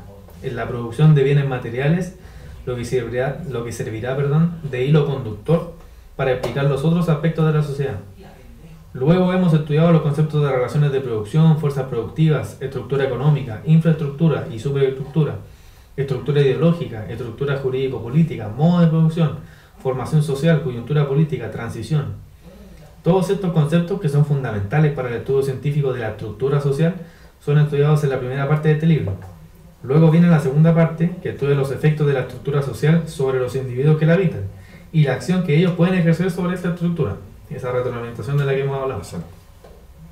Las clases sociales y la lucha de clases. Por último, la tercera parte se refiere a la teoría marxista de la historia y nos da una visión de conjunto del aporte de Marx y Engels sobre este punto. Lo normal, aparentemente, hubiera sido empezar por esta visión de conjunto, como lo hacen todos los manuales. Sin embargo, para formular esta visión de conjunto en forma científica y comprensible para el lector, es necesario recorrer el arduo camino del estudio sistemático y riguroso de todos los conceptos anteriores. El cuestionario que figura al término de cada capítulo, viene ahí un set de preguntas al final de cada capítulo del libro, tiene por objetivo principal evitar la repetición memorística de su contenido, dirigiendo la mirada del lector hacia el análisis de su propia realidad. La asimilación crítica y creadora de estos conceptos generales solo se pone a prueba cuando se aplica a la historia concreta, cuando sirven de instrumentos para conocer una realidad que no está contenida en dichos conceptos. Hay preguntas que difícilmente pueden responderse sin un estudio de la teoría específica de cada modo de producción. Nuestra intención es impulsarlos a ese estudio. No deben quedar satisfechos con el material pedagógico que este libro les entrega. La bibliografía que sigue a este cuestionario pretende facilitar el estudio crítico de su contenido, señalando las fuentes en las que se basó nuestro trabajo. La bibliografía general que figura al final del libro señala los principales textos que deben ser leídos en una primera etapa de formación. Cada texto está acompañado por un comentario crítico cuyo fin es orientar la lectura. Al final de esta bibliografía, en la que los textos de cada autor figuran en un orden cronológico, se dan sugerencias concretas de la manera en que puede organizarse en forma más efectiva la lectura de ellos. El contenido de este trabajo no debe ser considerado como un dogma, sino como un esfuerzo de investigación y exposición pedagógica de un cierto número de instrumentos de trabajo teórico. Si alguno de estos instrumentos, en lugar de facilitar el conocimiento de una realidad social concreta, lo dificulta, no cabe duda que debe ser modificado, perfeccionado o, en un caso extremo, abandonado. Se puso radical. Por último, queremos agradecer muy especialmente a nuestro profesor y amigo Luis Althusser y a todos los que de una u otra manera han hecho posible la realización de este trabajo colectivo, y advertir a nuestros lectores que habría sido absolutamente estéril si solo se limitan a aumentar el campo de los conocimientos acerca de la teoría marxista. Recordemos que el objetivo último de Marx fue transformar el mundo. Exacto. Buen consejo. Y ese también es nuestro objetivo. Claro, no estamos solo para leer y analizar teóricamente los conceptos de la teoría marxista. También la otra parte que va de la mano con esto es la acción práctica. Exacto. Son trabajos conjuntos que todos debemos hacer. De ahí cada uno hará su... Que todo. cada uno hará su autocrítica. Bueno, y con esto hemos terminado lo que es la introducción a este texto. Ya hay varios elementos que menciona súper importantes a nivel general todavía, pero que son muy importantes lo que es el análisis de la teoría marxista del materialismo histórico. Y bueno, y ahora ya se va de lleno al detalle, se va de lleno a los conceptos. A los conceptos, donde ahí yo creo que de aquí para adelante, bueno, antes también, pero de aquí para adelante sobre todo se va poniendo cada vez más apasionante el asunto. Sí, de todas maneras se pone ya, entramos en tierra dura ya a analizar de lleno y pleno los conceptos fundamentales de la teoría de Marx. O sea, que son conceptos que hay que conocer para dar una mejor explicación de la realidad y de la teoría en particular de Marx y de Engels. Así que se pone, y todos los conceptos y definiciones que se establecen a lo largo de este texto van acompañadas también de una pequeña contextualización. Entonces, para hacer más entendible y más práctica también este estudio, y a la vez también nosotros le vamos a ir agregando un contraste con nuestra realidad propia y particular de Chile y también del mundo. Exactamente. ¿Le damos entonces? Sí. Primera parte, la estructura social se llama. En esta primera parte veremos los conceptos marxistas que permiten estudiar en forma científica la sociedad global y sus diferentes estructuras regionales, económica, ideológica y jurídico-política. Jurídico-política, para que se entienda bien. Nos detendremos especialmente en los elementos de la estructura económica, por la importancia que ella tiene para la teoría marxista de la historia. Capítulo 1, la producción. Ahí se mencionan todos los puntos que van en este primer capítulo. El trabajo del hombre y las riquezas naturales, el proceso de trabajo, sus elementos, los trabajadores directos e indirectos, las relaciones técnicas de producción y el papel de los medios de trabajo en el proceso de trabajo. Es parte de lo que vamos a tocar en esta parte del texto. Número 1. El trabajo del hombre y las riquezas naturales. Cada país posee, en mayor o menor número, determinadas riquezas naturales, pero esas riquezas naturales de nada sirven sin el trabajo del hombre. De aquí pongamos al tiro algunos Aquí, sobre la mesa. Sí. Cobre, lo mencionábamos hace un rato. Cobre, litio, y en conjunto. Harina de pescado, salmón. Sí, claro, otro elemento. Bueno, tú dijiste ya el cobre, el litio, el pescado, el salmón. ¿Qué otros productos también nosotros? El molibdeno, Bueno, por ejemplo, la que viene misma fruta acompañado también. la fruta, La fruta. los vinos. Los vinos, ¿verdad? Chile es uno de los 2 o 3 exportadores vinícolas del mundo. Australia también es otro. Tenemos un conjunto, somos El área ricos. forestal también, pues el área maderera, donde es están los súper mates. importante. Donde están los señores mates. No sé, en el mate. Y ahí también tiramos al tiro a la mesa donde están esos señores. El grupo mate, uno de los grupos más importantes de este país, metido en el área forestal, una de las áreas importantes. Las papeleras. Las papeleras. El grupo Angelini metido en el área pesquera, que también Chile está con mar de punta a cabo, Claro, son de más norte a sur. Más de 3.000 kilómetros de costa, tenemos una gran riqueza en ese sentido y yo les puedo hacer la pregunta, ¿cuáles son los sujetos que tienen acceso a consumir salmón o a consumir otro tipo de pescado en la semana o en el mes? La realidad de las familias, de la gran masa de familias chilenas, casi no come pescado, o si lo come, no es que casi no, si come lo hace muy poco, con poca frecuencia. Exacto. Mariscos también. A pesar de la gran costa que tenemos. Y en el área minera, donde hablamos del cobre, el litio, bueno, ahí en el cobre sobre todo metido el señor Luxi, Claro, Luxi. otro de los grupos económicos importantes de este país. Sí, Ahí lo vamos a ir tirando a la mesa sí. en la medida que van saliendo estos temas. Pero lo principal que plantea acá que el tema de que si bien existen riquezas naturales, esas riquezas naturales, esas materias primas, no tienen, a pesar del valor podríamos llamarlo en sí que traen, porque sin esa fruta, sin esos recursos naturales, no podríamos luego elaborar y consumir ciertos productos si no existe el trabajo. O sea, no tienen ningún valor si no está el trabajo. ¿Y qué es lo que se quiere decir con el trabajo? La actividad que le da valor a un producto para poder ser luego consumido. Y ahí está la clase trabajadora, o sea, un conjunto de sujetos en toda la sociedad que le da valor a ciertos productos para poder luego ser consumidos en polera, en accesorios como celulares, qué sé yo, libros, el papel sale de los árboles, vidrio, qué sé yo, arena, y así sucesivamente. Exactamente. Entonces, como bien dice aquí, cada país tiene determinada riqueza, pero no sirven de nada esas riquezas sin el trabajo del hombre. No. De hecho, aquí dice también, es por lo tanto el trabajo humano el que permite arrancar a la naturaleza sus riquezas y luego transformarlas en objetos útiles a la sociedad. Pero ¿a manos de quiénes van a parar esas riquezas? ¿Van a parar a manos de los trabajadores? Esa es la gran interrogante. De aquí plantea una respuesta tajante. Solo en los regímenes socialistas las riquezas del país benefician fundamentalmente a los trabajadores. Ahí al hueso, al tiro. Claro. En los países capitalistas, en cambio, que son la mayoría de los países a nivel mundial, bueno, capitalistas y neoliberales, hagamos la distinción ahí Ahí también. hay que hacer la distinción. En los países capitalistas, en cambio, quienes se benefician mayormente son los grandes empresarios. Y si se trata de un país subdesarrollado, una parte importante de su riqueza va a parar a manos de las grandes empresas transnacionales. Bueno, caso chileno. Al tiro. ¿Cuántas empresas transnacionales hay en Chile? En comparación con las empresas nacionales. Exacto.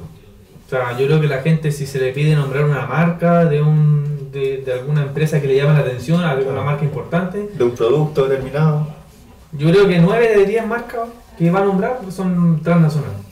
Probablemente. Exacto. Probablemente, porque al final estamos llenos de transnacionales. Sí, porque En no todas las hay áreas. producción chilena. No hay producción. Se mató la producción chilena con el régimen neoliberal. Exacto.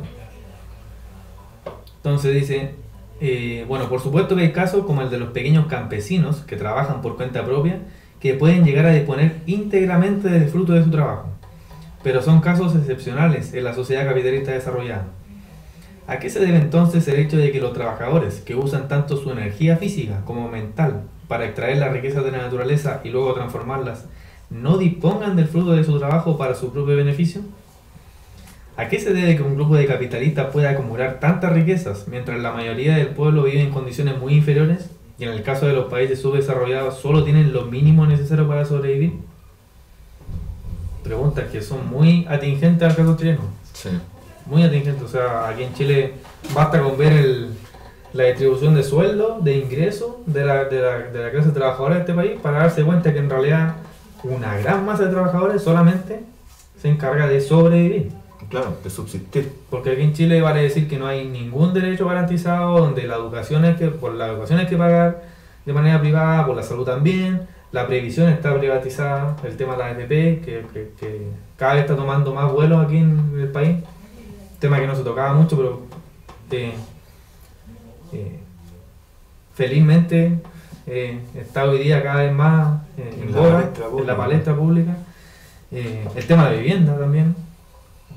O sea, en el fondo prácticamente todas las áreas del país están en manos privadas. Entonces, en realidad, viendo la distribución de ingresos de los trabajadores, donde el 50% de la población no gana más de 250.000 pesos, o 225 en el caso de las mujeres, o el 80% de la población que no gana más de 550.000 pesos, y ahí es donde uno dice, chuta, un trabajador que gana, por ejemplo, el máximo en ese tramo 80%, 550.000 pesos, el único trabajador de una casa, 4 personas, una familia común, 4 personas.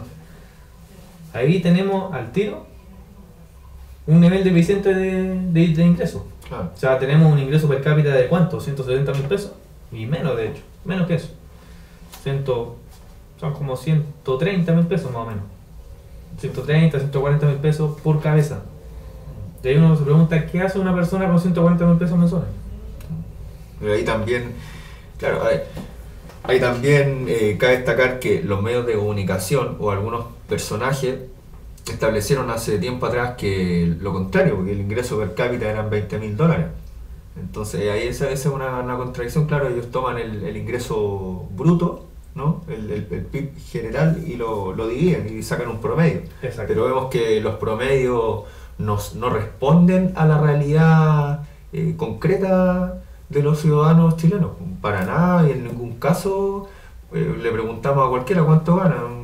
Usted podrá ganar 350.000 pesos, otra persona gana 550.000, otro gana 700, pero si hacemos una encuesta a nivel nacional, no todos ganan, no todos tienen un ingreso per cápita de 780.000 pesos, como dijo el señor Piñera hace unos meses o hace un año atrás. Exactamente, ahí es súper importante ese detalle. O sea, el tema de los promedios en la estadística es súper engañoso. Súper engañoso, y ahí se me viene a la mente una frase de... Me parece que es de Galeano, quien habla del tema del pan. Que compara a 2 personas, donde si 2 personas, por ejemplo tú y yo, tú te comes un pan y yo me como un pan, entonces en promedio, entre los dos, nos comemos un pan. Claro. Pero de la misma forma, si tú te comes 2 panes y yo me como 0, no me como ni uno, también en promedio nos comemos un pan cada uno. Claro, porque si hacemos la operación matemática va a dar ese resultado, porque si yo me comí 2 panes y Felipe no se comió ninguno, bajo el cálculo matemático va a responder a eso, pero no va a responder a la realidad que se describió. Entonces, eso pasa hoy en Chile. Exacto. Y ahí también hacer hincapié en cómo se usan las estadísticas, en cómo se usan los datos que se ponen oficialmente Exacto. en los medios de comunicación y que se difunden. Exacto. Porque no hay que perder de vista que quien analiza la realidad y quien, por ejemplo, genera datos estadísticos, Datos duros. Hay una ideología detrás. Si aquí no hay personas... No hay una objetividad pura y santa. O sea, No, claro que no. Claro que no. O sea, hay un enfoque de esos datos. Exacto, está predefinido. Todas las categorías estadísticas o todos los resultados, datos duros que se establecen, si bien pueden, claro, son correctos, uno no va a cuestionar las estadísticas, pero sí, esas estadísticas están predefinidas, están categorizadas por lo que el investigador quiere definir.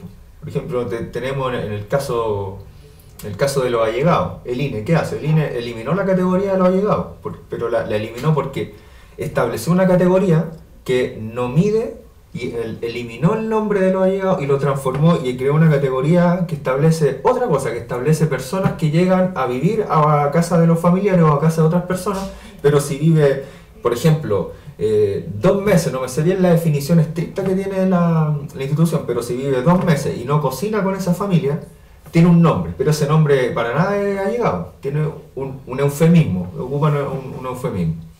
Luego, si esa familia convive más de 2 meses en una casa que no es suya, pero cocinan juntos, tiene otro nombre.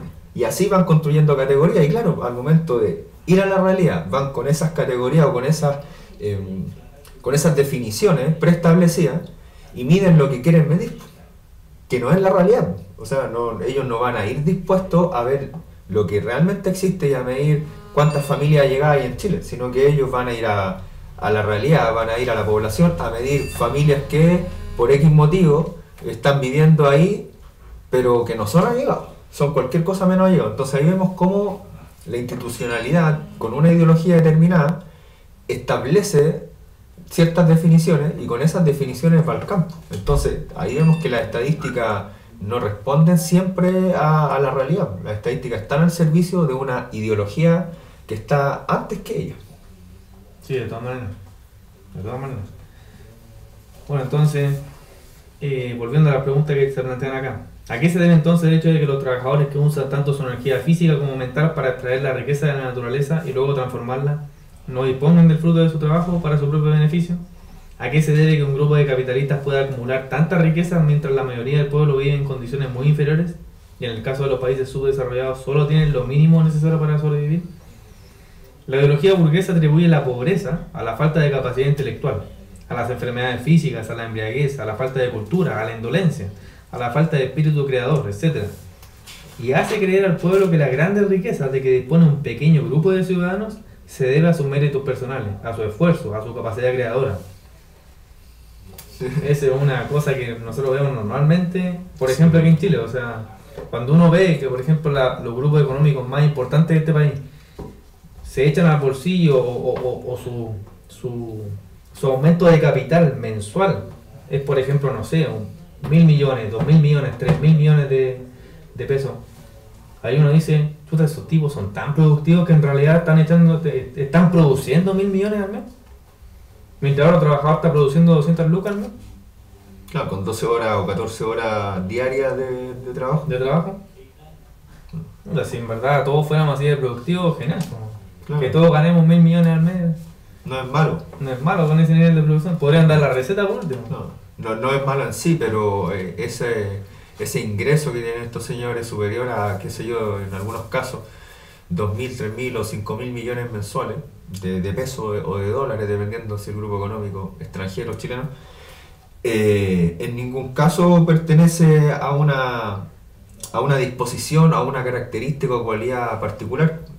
O sea, no hay posibilidad alguna de obtener un ingreso de tal magnitud si no es a costa del trabajo ajeno y si no es a costa del arrase y el saqueo que se hace indiscriminadamente al suelo y a la mano de obra, a la fuerza de trabajo. Exacto. O sea, no se puede obtener un salario, un ingreso de esa envergadura si no es a costa de arrasar con tu entorno, ya sea con tu pueblo, ¿ya? O con las tierras. Y eso es parte de lo que también vamos a dejar súper claro en términos de análisis con los conceptos que estamos viendo ahora, porque así podemos aterrizar todo este tema que de repente la gente puede pensar, no, estos tipos están hablando tonteras, reclaman por reclamar, pero no, la realidad no es esa. Claro. Hay mucho conocimiento oculto, hay muchas cosas que se omiten. Claro. Para poder finalmente dar un análisis o una historia oficial, cuando en realidad esa oficialidad viene de parte de quienes dominan y quienes manejan los medios de difusión de esa versión oficial. Exacto. No es otra cosa. Entonces dice, muy diferente es la respuesta marxista. Estamos hablando en este caso de la causa de la pobreza, como decíamos un rato. Pero a ella solo puede llegarse estudiando primero todos los elementos que hacen posible la transformación de las riquezas naturales en bienes útiles al hombre. Es decir, todos los elementos que conforman el proceso de trabajo y las relaciones que se establecen entre ellos. Punto número 2, el proceso de trabajo, sus elementos. Llamaremos proceso de trabajo a todo proceso de transformación de un objeto determinado, sea este natural o ya trabajado, en un producto determinado. Transformación efectuada por una actividad humana determinada utilizando instrumentos de trabajo determinados. Ah. ¿Ya? ¿Se entendió?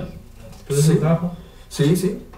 Transformación del objeto en un producto con intervención humana. Con la intervención humana, claro. Con un trabajo humano, en este caso. Exacto. Donde ese objeto, como decía aquí, o es una materia, o sea, o es un objeto que no ha sido tratado o intervenido previamente, por decir una materia bruta como la llaman aquí, o un material que ya ha sido procesado en un cierto nivel y que también se convierte finalmente en un producto terminado. Claro, como por ejemplo el cuero, ya tenemos cuero, pero el cuero ya tiene un valor agregado determinado, pero ese cuero lo utilizan para hacer, por ejemplo, cinturón o chaqueta de cuero.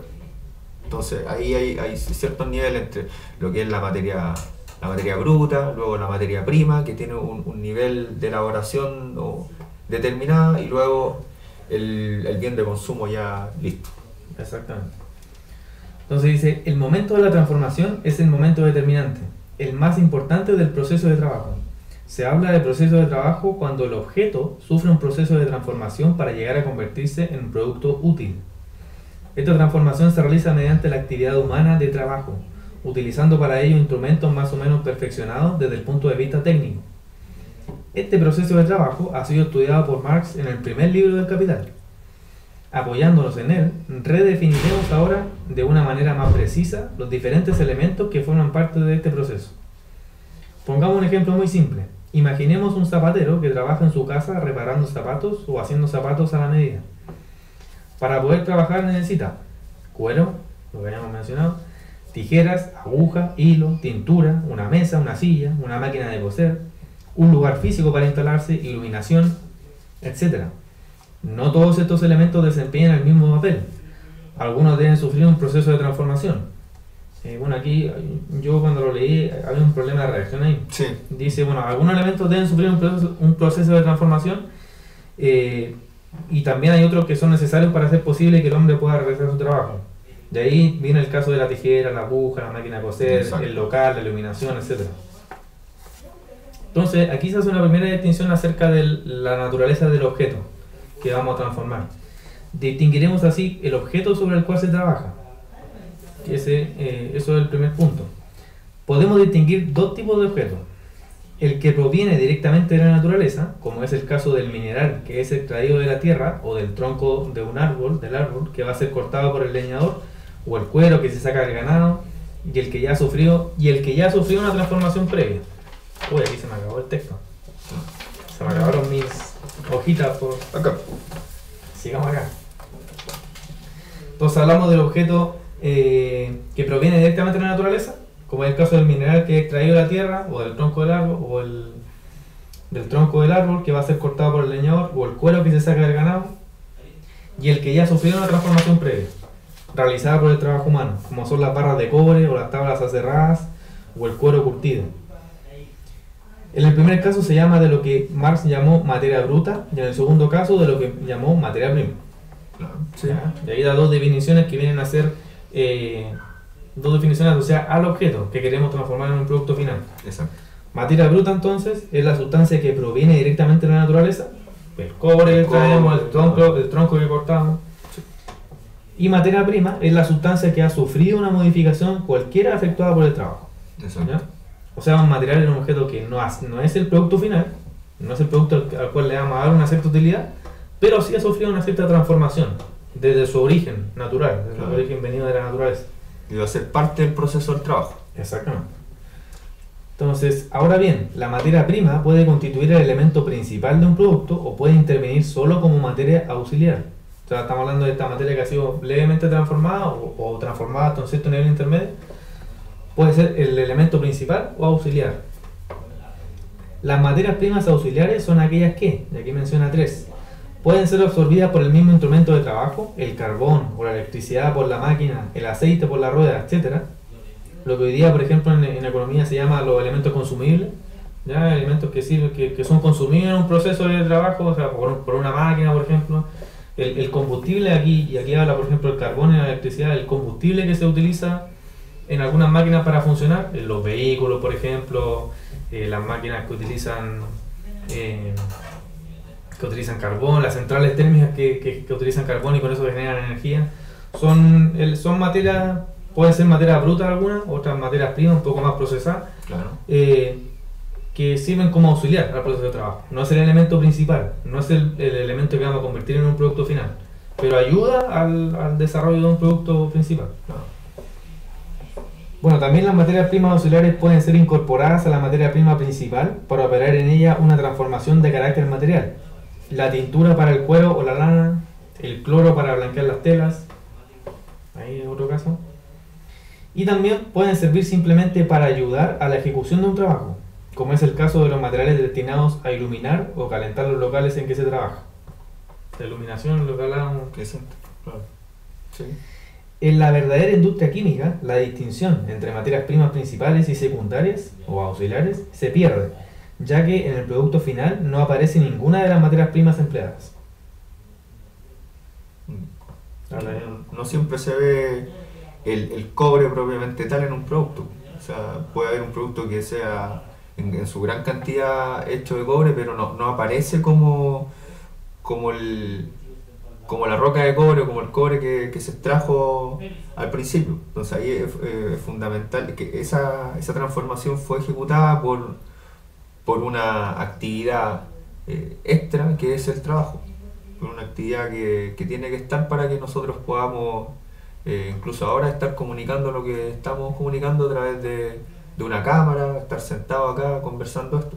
De hecho, por ejemplo, haciendo un ejercicio súper simple, basta con que cada persona tome su celular y defina qué elementos o de qué material está constituido ese celular. Quizás los elementos más visibles uno podría llegar a determinar qué son, pero los elementos más internos, mucha gente que no tiene idea ni siquiera del objeto visible. Exacto. ¿Cuál es el material que se produjo? Si era un material que se agregaron otros materiales auxiliares o el mismo material que se procesó de manera aislada. Eso se pierde un poco, se pierde la noción de todos los materiales que están involucrados en ese proceso de transformación de un objeto, en un producto determinado. Sí. Ya, eso con respecto a los objetos. Los medios con los que se trabaja, este es el segundo aspecto importante en la producción de un producto final. Los medios con los que se trabaja son todas las cosas que directa o indirectamente permiten al trabajador transformar el objeto sobre el cual trabaja en un producto final. Marx lo llamó medio de trabajo, o lo llama medio de trabajo. Distingue un sentido estricto de un sentido amplio. Aquí también dos definiciones de medio de trabajo. Sí. Los medios de trabajo en el sentido estricto son las cosas o conjunto de cosas que el trabajador interpone directamente entre él y el objeto sobre el cual trabaja. Materia bruta o prima, que era lo que mencionábamos anteriormente. Sirven de intermediarios entre el trabajador y el objeto sobre el cual trabaja. En el caso del zapatero, que era lo que estábamos hablando hace un rato, la aguja, la tijera, la máquina de coser. Sí. En el fondo, en términos simples, cualquier instrumento que el ser humano utiliza para poder procesar una materia prima, una materia bruta o un objeto en general y transformarlo en un producto final, eso es lo que llama Marx un medio de trabajo en el sentido estricto. Exacto. Pero no solamente están los medios en sentido estricto, también están en sentido amplio. Bueno, aquí también una acotación. Marx evita usar la expresión instrumento de trabajo porque no sería precisa, ya que, como veremos más adelante, las complicadas máquinas que caracterizan a la gran industria cumplen las funciones de varios instrumentos de trabajo juntos. Máquinas multifuncionales que hacen varias cosas a la vez. Eso sobre los medios de trabajo en sentido estricto. Y los medios de trabajo en sentido amplio comprenden, además de los medios ya señalados, todas las condiciones materiales que, sin intervenir directamente en el proceso de transformación, son indispensables para la realización de este. En nuestro ejemplo, el del zapatero, el local en que trabaja el zapatero también deben considerarse en este rubro. En los casos de desarrollo industrial más avanzado, el terreno donde se instala la industria, los talleres, las rutas, los canales, las obras de regadío, etc. O sea, tiene que darse todo un contexto material, unas condiciones materiales que permitan al trabajador transformar ese objeto en un producto final. Claro, si no hay de partido un local determinado para, qué sé yo, hacer autos, por ejemplo, o hacer cualquier cosa, no se puede dar paso a un objeto determinado, pues tiene que estar primero el terreno, dentro de ese terreno tiene que estar un local, qué sé yo, una caseta, un galpón, una industria, una empresa donde se va a elaborar. Esa empresa tiene que tener iluminación, probablemente esa empresa está cerca de un río, de un lago, para obtener agua, qué sé yo, de un embalse, etcétera. Y así sucesivamente, como decía Felipe, todos los medios materiales que son necesarios en un momento de la producción, porque no solamente se está trabajando, sino que también es parte del trabajo los medios materiales que sirven para que el trabajador reproduzca la fuerza de trabajo que tiene que reproducir para elaborar el objeto. Entonces, cerca de una empresa tiene que haber un sistema, tiene que estar inserta en un espacio que esté urbanizado, en un espacio que tenga agua, que tenga luz, que tenga acceso a comida, etcétera, para que así el trabajador pueda operar. Exactamente. Entonces dice, debido a que la producción de bienes materiales no puede realizarse si no participan en ella tanto la materia prima o bruta, el objeto en sí, como los medios de trabajo en su sentido más amplio, en sus dos sentidos, estricto y amplio, Marx llamó a estos elementos medios de producción. En su Primer conjunto, elemento. claro, ese es una categoría ya clave. Sí, se menciona mucho el tema de los medios de producción Sí. en todo lo que es la literatura marxista, y bueno, aquí está la definición. Y la leemos ahora, dice: llamaremos medios de producción a todos los objetos materiales que intervienen en el proceso de trabajo. Bueno, y aquí dice, los medios de producción no deben ser confundidos con los medios de consumo, es decir, con todos aquellos bienes que se consumen o se usan en forma individual.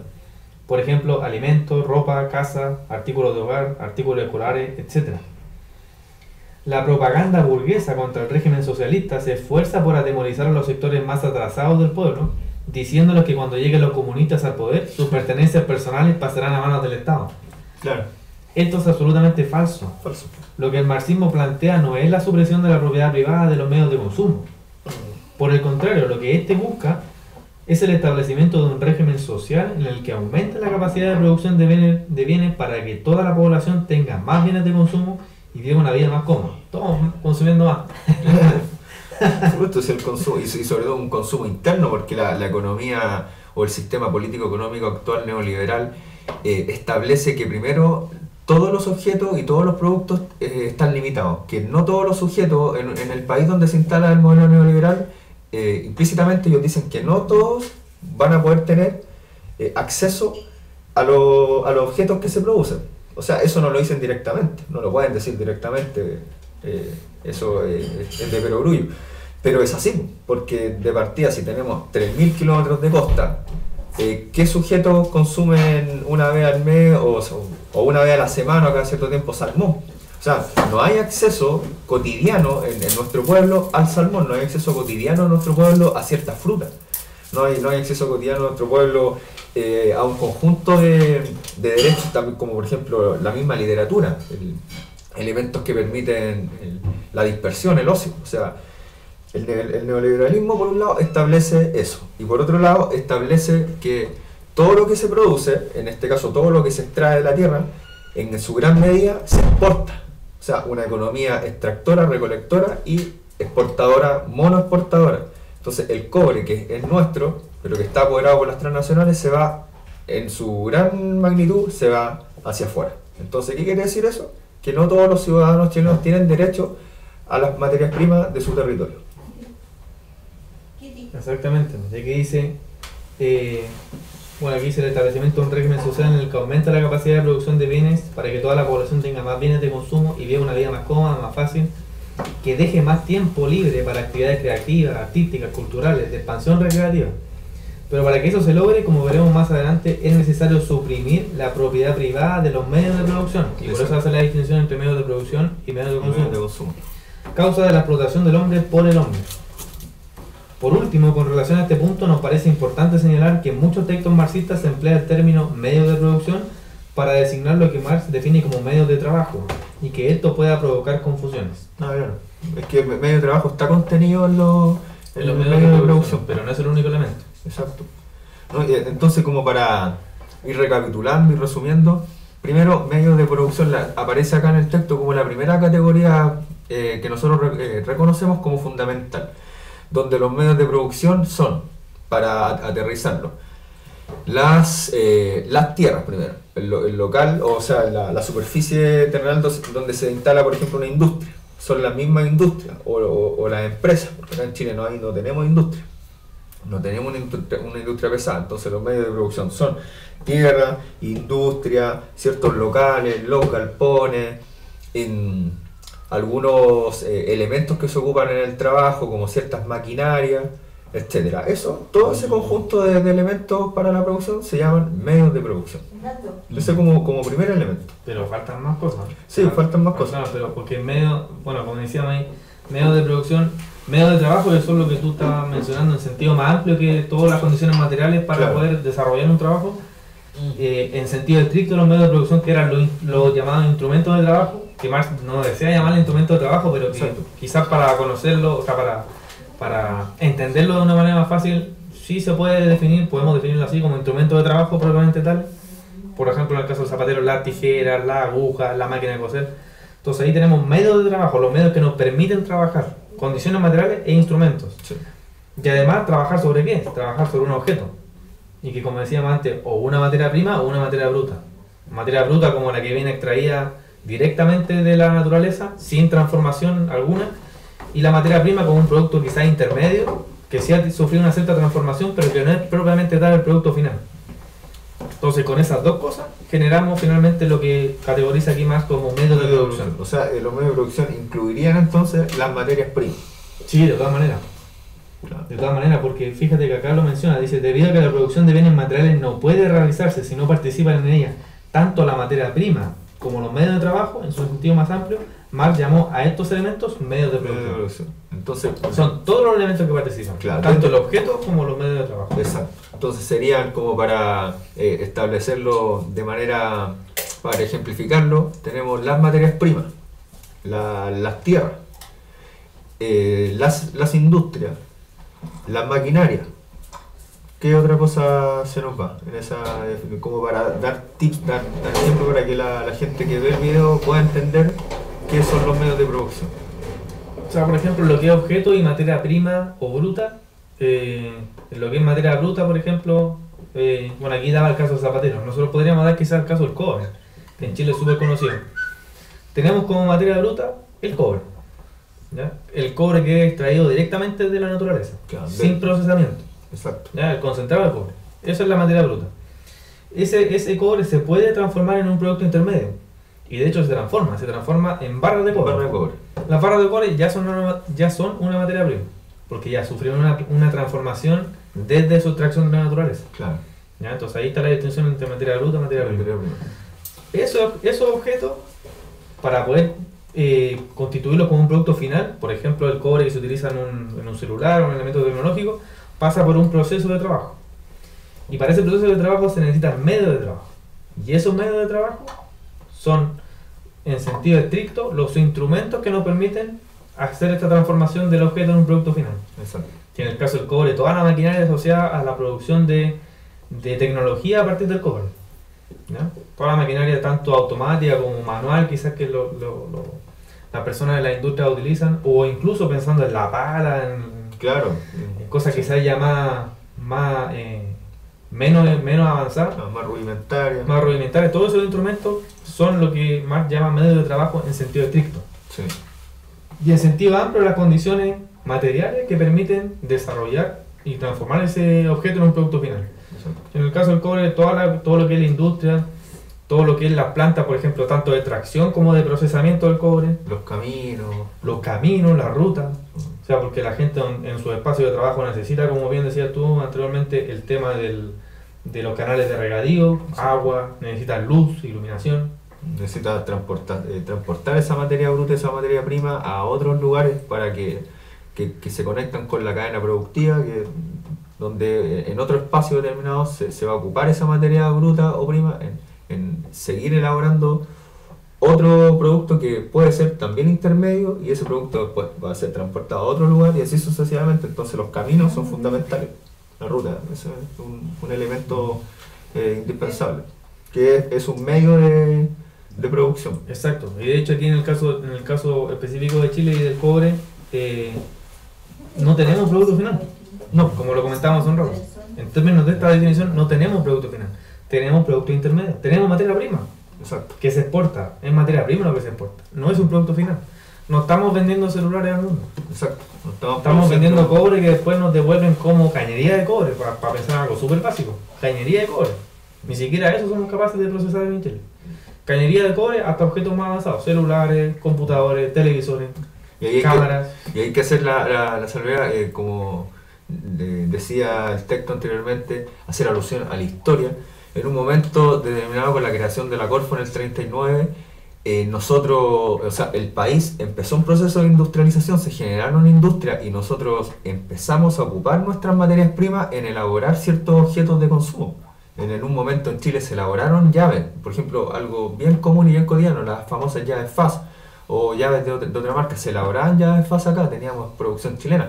Elaboramos en un momento determinado nuestra propia ropa, la industria textil existió en Chile. Muy fuerte el mundo de... Claro, entonces el cobre ahí en ese caso era el sueldo de Chile porque el cobre lo ocupábamos nosotros para producir nuestros propios elementos, o sea, había consumo interno y producción nacional interna.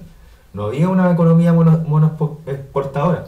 Entonces, lo que nosotros estamos planteando tiene bastante sentido común, porque la historia chilena demuestra que en Chile nosotros podemos y tenemos las capacidades y las condiciones para generar un proceso de industrialización, pero no existe un proceso industrializador, no porque la naturaleza o la divinidad lo disponga así, sino que es una decisión política. El neoliberalismo desindustrializó el país.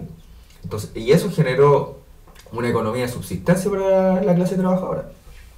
Exacto. Entonces, bueno, ahí intentamos aterrizar, esperamos que hayamos cumplido el objetivo, aterrizar los conceptos que hemos visto hasta ahora. El proceso de trabajo, objeto y medio de trabajo.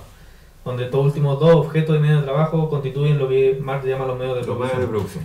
Nos faltan hartos elementos más. Este primer capítulo tiene bastantes otras cosas. Viene lo que es la fuerza de trabajo, lo que es las relaciones técnicas de producción, los trabajadores directos e indirectos. Hay varias definiciones que vienen acá y que vienen a completar el cuadro de todo lo que es este proceso de trabajo. Claro. ¿Ya? Así que, bueno, yo creo que vamos cerrando por hoy día. Sí. Es harto lo que vimos. Ya vimos varias cosas, avanzamos bastante. Y como bien decíamos hace un rato atrás, se pone emocionante el asunto ahora. Sí, se pone muy emocionante porque nos metemos en la conceptualización ya más dura, más detallada, y al mismo tiempo podemos ir contextualizando este asunto. Pues claro. Y que también va a ser parte del ejercicio que viene al final de cada capítulo. O sea, cuando la autora menciona que viene al final de cada capítulo una lista de preguntas para aterrizar este tema, es un ejercicio que también nos va a ayudar bastante a ir internalizando todos estos conceptos. Sí. A sistematizar la teoría. Exacto, así que bueno, por mi parte despedirme, agradecer a quienes nos ven, nos escuchan, a quienes puedan ir siguiendo lo que es este taller, que tiene mucho por delante. Vamos a la página 23, 22 y son más de 200 páginas, tenemos para rato. De aquí hasta 2020 no van a estar viendo, yo creo. Entonces, este está un proceso. Claro, es un proceso, eso es lo más importante. Es un proceso que quizás la gente puede considerar lento, pero necesario. Exacto. Tranquilo que hemos apurado, como dice nuestro amigo Mario Paz. Sí, y también aprovechando la mención de nuestro compañero Mario Paz, felicitaciones nuevamente a Mario Paz por la ya definitiva edición y promoción de su libro, que ya está listo, ya por fin lo dijo Mafalda, cuentan con su primer libro en estos más de 10 años de historia, ¿ya? El libro Un Mundo en Crisis, análisis político y económico y proyecciones para el 2014, análisis internacional e internacional, así que felicitaciones a Mario Paz, felicitaciones a todos los hijos Mafalda, me incluyo, felicitaciones a los amigos de los hijos Mafalda, que sin ellos también no sería posible esta elaboración, porque el libro tiene muchas discusiones que se han dado con los amigos Mafalda, que se han dado en la mesa, que se han dado en distintas instancias, así que felicitaciones a todos, muchachos, Felipe Rebeco también por su gran edición, así que sin más, despedirnos para encontrarnos la próxima semana, día jueves, e invitarlos a todos, quien quiera asistir acá a la mesa y dar la discusión con nosotros, así que Hasta luego, compañeros y compañeras. Un abrazo y cariños a todos. Que estén muy bien. Buenas noches. Chao, chao.